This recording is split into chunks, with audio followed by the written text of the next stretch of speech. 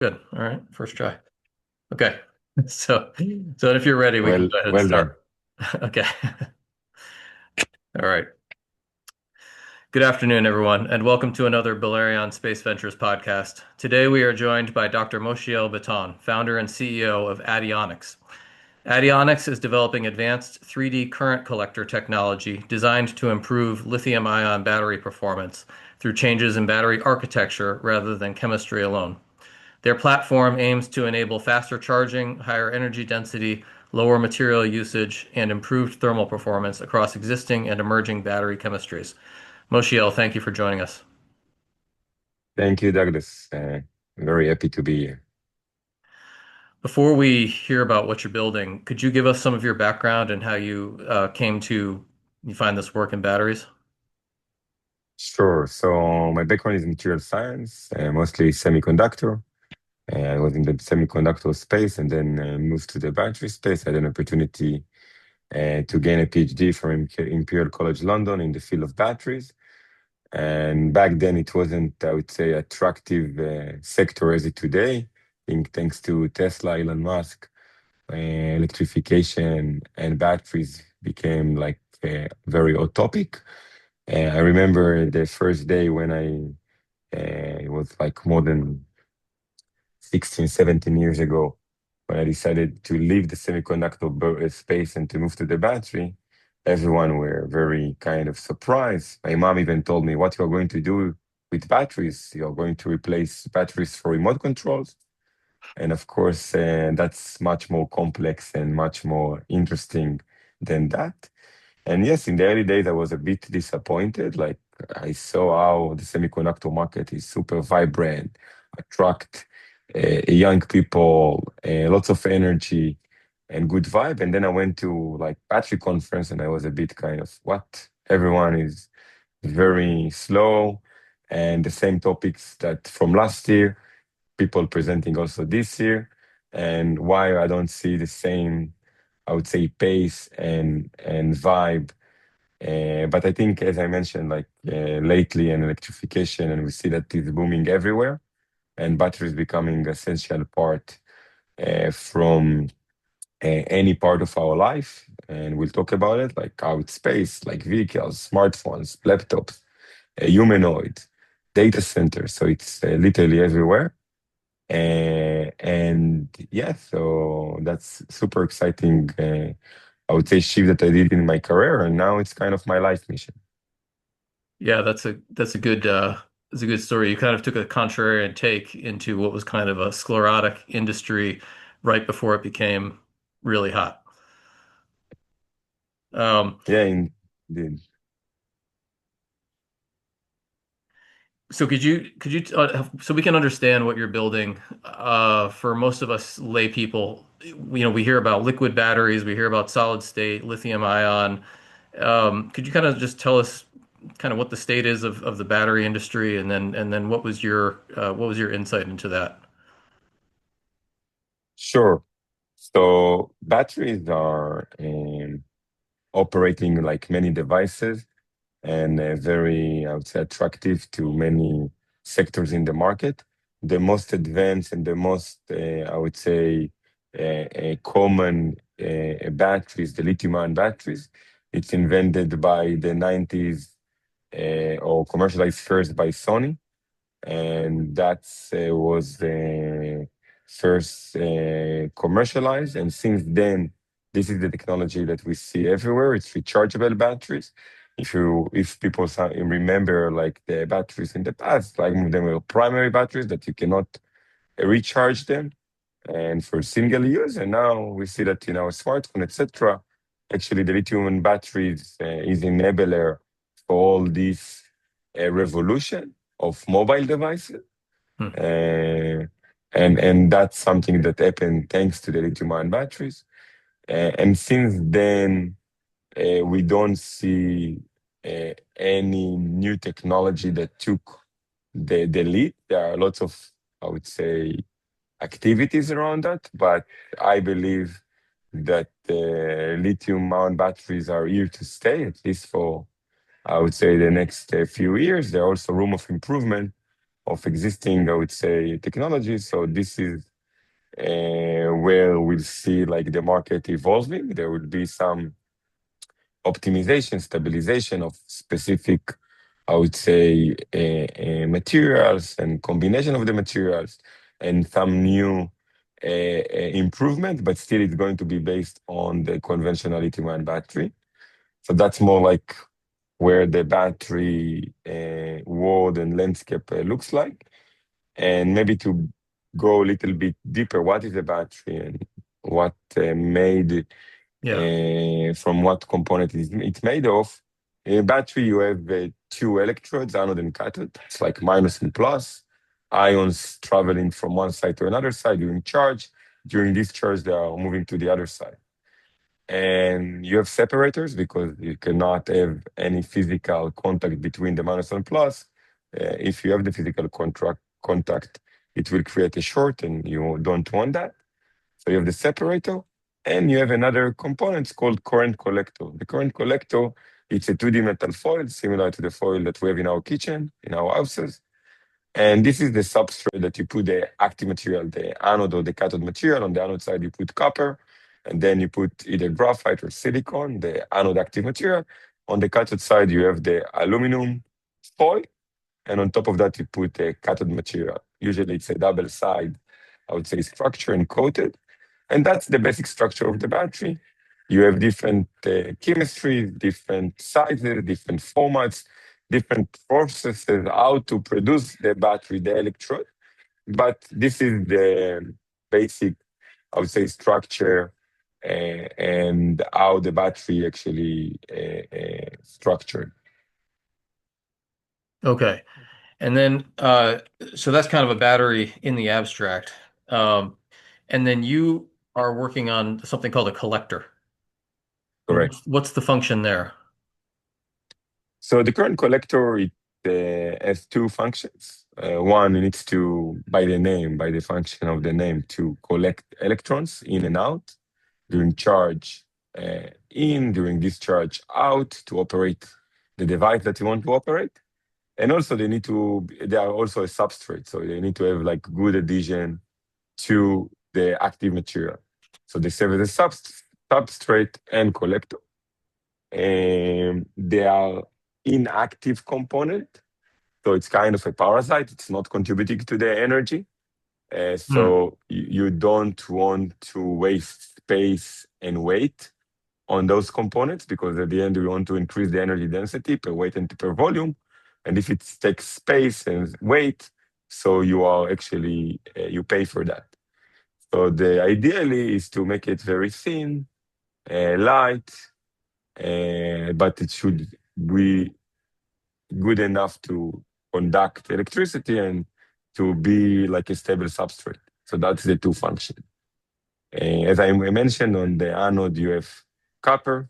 On the cathode, you have aluminum. That's how the industry is working. It hasn't changed in the Those are last the 40 collectors. years. Yeah, in the last Okay. 40 years, everyone using that. Yeah. All the big companies, everyone using the dumb 2D metal foil. And Adonics' approach is we are thinking out of the box because everyone is trying to improve. When you want to improve the energy density, your focus is on the chemistry, on the energy Yeah. component, on the active component. And we're saying, no, let's change the proportion of the inactive, reduce the inactive component, make it with more sophisticated, smart architecture. So we'll allow to create real estate to load more active material. We'll allow to have better, I would say, movement of electrolyte. We'll make it porous. We'll make it 3D Hmm. so we can improve the structure and then the other like performance like charging, how fast is the charging, and the other like usage, for instance, and we'll talk about it like in space, in satellite, can reduce weight, we can make the depth of discharge, the DOD, much higher using our technology Hmm. and other aspects that are crucial for specific application. Okay, that's interesting. So these are the collectors. Currently aluminum, copper in the old way. People trying to make batteries better are focusing on the chemistry to just make more substrate there. But you're saying if you focus on the collectors, you can get more out of whatever you have, regardless of type of battery, you're getting more. Is it like efficiency of the battery almost? Yes, so the battery are more robust. You can increase the lifetime using our solution. It's significant increase. Can increase the energy density, and that's something which is critical for many applications, especially like for space application. We're entering into an era of AI, data center space, and other missions.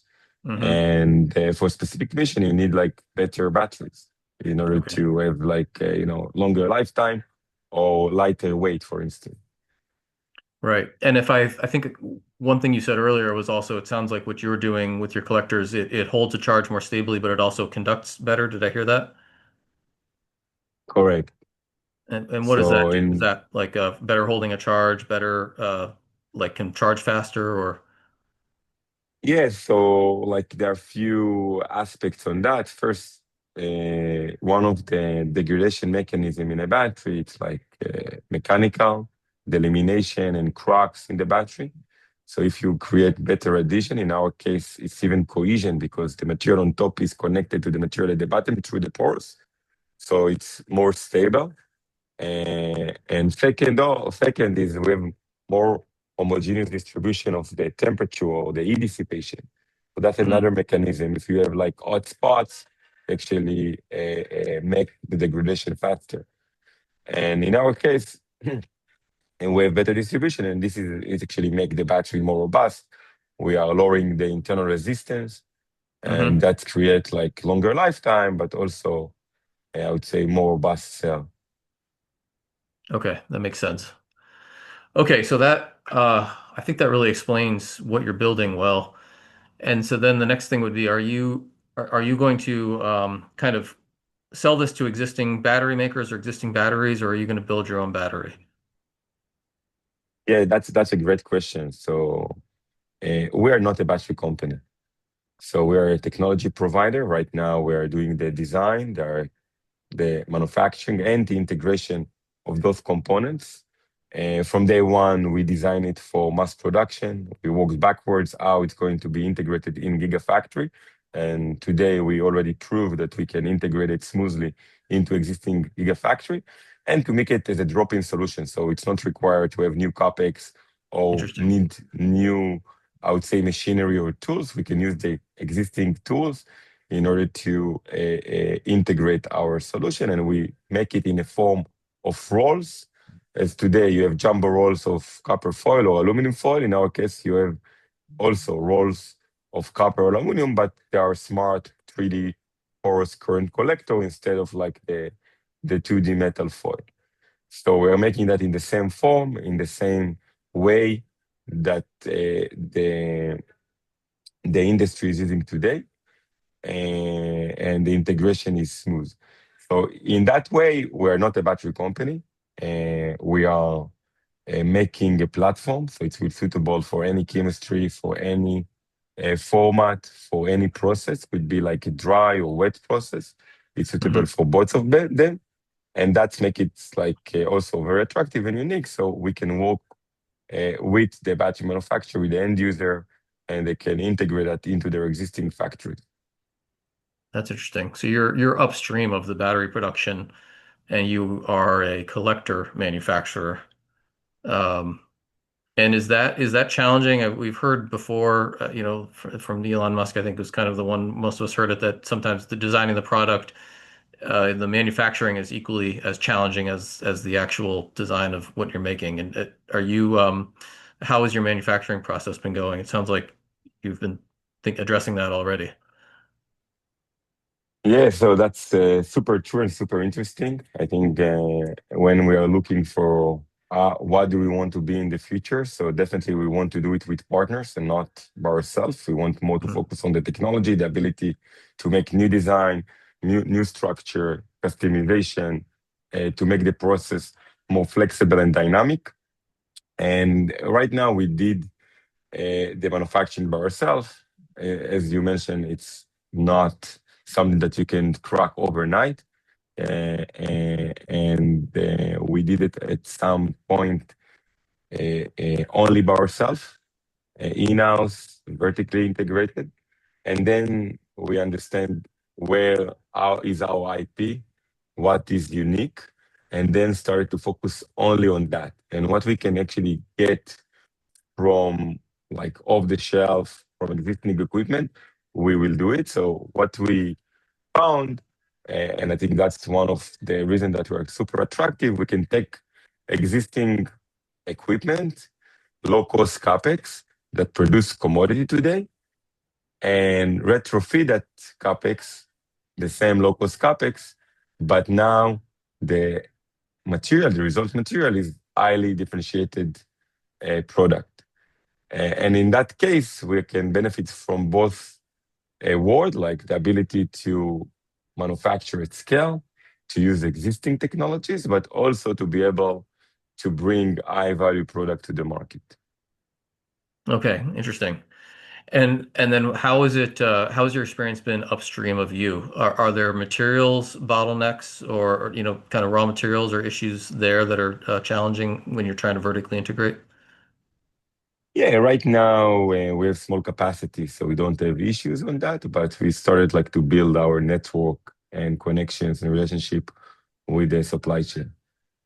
We have Okay. also investors from the supply chain, strategic investors in the copper, in the aluminum space. So they invested in us in order also to be able to have the connection and to secure the relationship in that domain. Okay, that makes sense. And then what about applications? What's your beachhead market? So traditionally, we started in the automotive market. It's the biggest market where we saw the electrification revolution is happening. We see today much more, I would say, electric vehicle in the road than in the past. It's still like the biggest market. And maybe it's not growing as everyone plan or wish or some, but it's still we see that it's a growing market. And I really believe that the future will be electric. There is no better, I would say, right now solution than that in terms of all the package together. So that's in terms of like where is the biggest market and where we are active. And recently, we started to work in the space and defense market. We realized that the space is entering into a new era, and batteries must evolve also in this area because, like, those missions are critical. You have not only one mission, you have different mission, and at the end, the battery performance is the business performance. It's like where we can increase the performance, make the performance better. If it's like a longer lifetime of the satellites, for instance, and this is very linked to the battery lifetime. Once the battery is dead, the satellite is dead, and the missions are different from missions on Earth. Mm, You have more cycles, it's more aggressive. You have solar storm, like you do like satellites. If it's a LEO satellite, spin the Earth 10 times a day, like each spin can be like 90 minutes, 60 minutes light, 30 minutes dark. During the light, the battery is charged. When it's dark, there is a discharge, and this is what actually operates some of the, I would say, satellites functions. And today, believe it or not, you want longer lifetime of the battery of the satellites. So you put more batteries, and you are making their window of operation, the DoD, like smaller, because this is what actually linked to the lifetime. If you have small window, you have like more cycles, like theoretically hmm or in practice. So, and that's like at the end, we are not utilizing all the batteries that you are using. You have just a short window of utilization. So if you can increase that window, if you can make this window longer, actually you're going to have lots of saving by doing that. And that's exactly what we're doing. And that's can, save lots of resources, weight, and of course, other resources. as you are actually using more energy, more usable energy is accessible using our technology. Yeah, that seems like a powerful application. Certainly with EVs, it makes a lot of sense. It's a large market, and if you can make the cars incrementally better and a little bit lighter weight, that's great. But for space, the benefit of those changes is so much more to you if you can, cut weight on your launch, if they can last longer, like you said, on a pretty expensive asset. Um, and the other thing is we're seeing satellites. There's clearly this mass satellites. We have these little LEO satellites, but now you're seeing them get bigger and more expensive. And so having that power source be improved in that way seems like, yeah, like you said, very significant to the DoD. I mean, and some space agencies. Is that more, how much does that have to change your technology? The collector, when you're deciding that you're going to use it in space, is there a lot of additional challenge in order to be able to survive launch, radiation hardening, any other considerations? Not in terms of that. At the end, it's like the same metal, the same copper, the same aluminum. It's only like different architecture, but it's the same, I would say, material. We do, and that's, I would say, the attractiveness of our technology. We have the ability to do customization for a specific application. And that's our power, how to link the architecture to the performance improvement, performance benefits, specific application. So it's part of our, I would say, core technology. In that case, I can tell you it's not exact the same, for space, for instance, or drones. Hmm. Two different, I would say, requirements in terms of power, energy, mission profile. So you need to take all of that into considerations once you do the design. And our manufacturing process allow us to meet the requirements by design. Of course, we're always taking, the boundaries, what we can do and what we can do using our manufacturing process. And together with integration, we're also responsible for integration. We have engineers on site at the customer sites where they are integrating the process, because at the end, we want them to do it by themselves, but it's require some guidance. Hmm. So 1 or 2 days of, I would say, integration, and then they can do it freely by themselves. Okay, so you help them kind of get initiated, and then at that point you can be more of a supplier and step back once they've learned how to integrate it into their product. Yeah, yeah, it's not a software that you can, update or, Yeah. do troubleshooting like over Right. the air. So we need to be on site to do that. Yep. And there is some advantages and some pros and cons for that. And we focus on the positive impact that we bring. And at the end, we provide those services as part of our solution. Okay. So that's so EVs, space, and then you just mentioned it, drones, and that's I think we've seen over the last several years this new model of defense. If you read Christian Brose's Kill Chain, or the mass model of defense, and we're going to have these swarms of autonomous vehicles underwater, in the air, on land, and that seems like that would be a big market for you.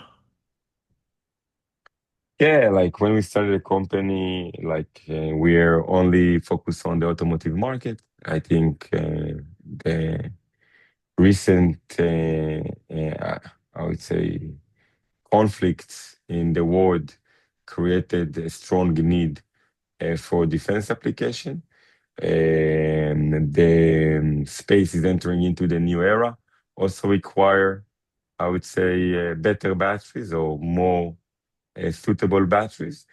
And I think the shift or the mindset change. If you're a defense company, your focus is on the weapon, because that's what actually is going to win the battlefield. But today, for instance, the drone, it's also a weapon. But what limited the drone is the battery, the energy source. Also other kind of. And once a nation, armies understand that the energy issue, the battery, is equal to weapons. And that was the shift in mindset that they started to focus. And also, it's What do you once mean you by have that? Like your weapon's only as good as the battery that you've got kind of powering it? Is that rough? like if you have a drone that they can last longer, it's give you more protection for the soldiers, for Yeah. instance, Okay. more information. You can like drive longer to go to a longer like distance, for Hmm. instance. So if it's light, or if it can operate in extreme conditions, Yeah. when there is like very low temperature, for instance. Uh, so that's part of that, and the ability to have improved performance. You can get some more protection. For instance, you can save life, and that's critical. Um, but this is, I think, an interesting that when it became like crucial for those companies, they started to look more as an holistic approach, and moreover, think about it as a national security. At the end, like battery is energy storage. Energy storage, it's a national security. You cannot rely on other countries providing that. So more companies and more states and nations decided to build domestic, I would say, production capability, supply chain, in order to ensure, because at the end of the day, for data center, if we'll take it for the other way, one of the limiting factor is electricity. And maybe it will take a few years until you will get all the grid connections. What is the short or the mid-term solution is to have energy storage, to have batteries that will, I would say, fill the gap, the electricity gap that is existing right now. And if you are limited by batteries, you are also limited by electricity. Similar to drones, similar to other applications, you also want to make sure that there is no any, I would say, issues when you are sourcing like materials, component, technologies from companies that not always on your side, or Okay. from like nation not always on our side. So we're trying to localize that as much as you can. Yeah, like this kind of this reshoring industry that people are talking about in different countries. Okay. And how does that's interesting. We talked about EVs, space, drones slash defense, and then now data centers is what you just talked about. That's interesting. I'm not sure people appreciate the role of energy storage of whatever form at data centers, because I guess with certain forms of energy, certainly solar would be a big one. You have times when you've got intermittency and you need a battery to take up the slack. And then on the other end, you have like a nuclear powered where sometimes you have too much energy and you need to do something with that and put it somewhere. So is that kind of, do I have that about right for where batteries would fit into that market? Yeah, so definitely, I think this is more the classic energy storage, I would say, solution when you need like to store energy. And the best vehicle today to store energy are batteries, in terms of efficiency, in terms of cost, in terms of ROI of the investment. So that's a classic energy storage for sun, wind. You mentioned nuclear.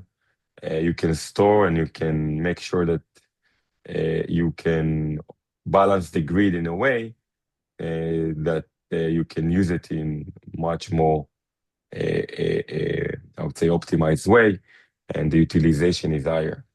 There were another, and what I mentioned in data center, it's a different case. It's similar but different. You want, for instance, I give you need 1 gigawatt for the to operate the data center. You have only 800, and you ask the operators, electricity company, to have connections for 1 gigawatt. But they are telling you that you have only 800, you are missing 200. So what you can do, you can work with them and they tell you, oh, during the night, we can provide you the 1 giga. But during the day, it's only 800. So you have batteries that you can use them during the day. You can then use the grid to charge them during the night. And you're operating on the arbitrage because you can buy electricity, it's available, Mm, and you can charge it during the night. But once it's missing during the day, you're using the batteries as a source of power, like a power station. yeah, that makes sense. Yeah, that's a really useful application. Yeah, and how small can you go? Is there a consumer electronics element to this or For our technology, yeah, so it's similar to the conventional current collector. You have current collector in any battery, the metal yeah, foil today. So it's required in any battery in the world, and this is also our vision. We know that it's not going to take one day. yeah. This is our life mission to have it in any battery in the world. Hmm. But we really believe that eventually the world will move to new structure, and hopefully it will be with us. It will be Right. very, we'll feel very sorry that we'll see someone else fulfilling our vision. We want to make sure that it's going to be us. You want to be the battery collector company, right? Supplier. I mean, it sounds like from everything we've just gone through, your problem is not going to be demand. It sounds like you could probably supply as much as you could possibly make, and it's going to be a matter of scaling to that demand. Correct. It's never been our problem. I Right. think it's more like how we can catch up with production capacity, etc. We're a lot, we are less limited by demand. Right. That makes sense. Okay. Um, well, that's really interesting. I think I've kind of learned a ton from this about batteries and a lot of things I didn't appreciate. Are there things you want to share about Adionics, kind of in particular, like a aspects of your company, or what the pathway is going forward? Yeah, I think I mentioned that briefly, but maybe I will elaborate more. We are designing, manufacturing, and integrating a smart porous 3D current collector. The reason that we say that they are smart because it's smart design. We really take all the consideration in terms of the performance, property, environment, mission, Hmm. taking all of that into our designing model, and we have the ability to close the loop with the manufacturing process in integration. And once all the three happening together, this shift is happening and nothing can stop that. And this is our philosophy. But at mass production, if we want, as I mentioned, our vision is to be in every battery in the world.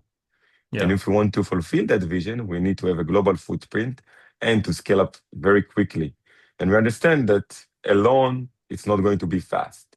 It's going to be expensive and long, and in order to do it fast and to be in every battery in the world and really to fulfill that vision, we are working with partners. We have partners worldwide where there are kind of partners. We're creating this like scale up partnership when we are providing technology and they are the operator that manufacturing at scale. Okay. And have you done do you have a pilot facility for manufacturing? Is that